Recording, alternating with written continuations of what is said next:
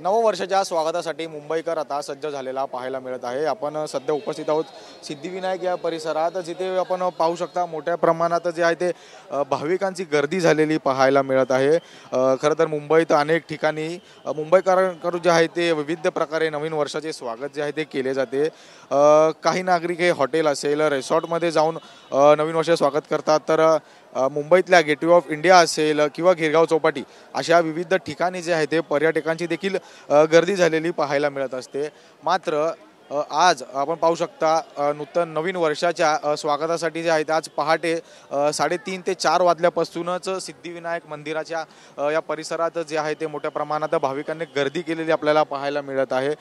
खरं तर अनेक वेळी हे 31 हफ्त्याच्या शेवटला म्हणजेच शनिवारी रविवारी येत असतो, मात्र यंदा 31 हा मंगळवारी आल्याने गणपती बाप्पाच्या या दिवसाने भाविकांनी सिद्धिविनायक मंदिर जे आहे ते भक्तिमय झालेलं आपल्याला पाहायला मिळत आहे। मोठ्या प्रमाणात गर्दी जी आहे ते सिद्धिविनायकच्या या परिसरात झालेली आपल्याला पाहायला मिळत आहे।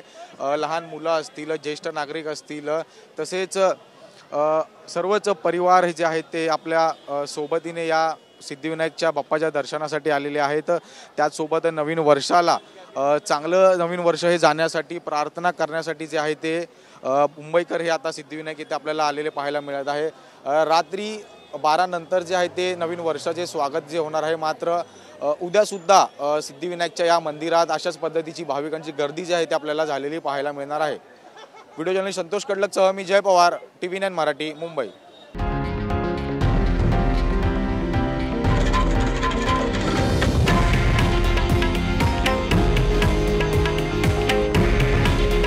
हे आहे देशातील नंबर 1 न्यूज नेटवर्क आणि आपण पाहत आहात TV9 मराठी। काळजी तुमची, हित महाराष्ट्राचं।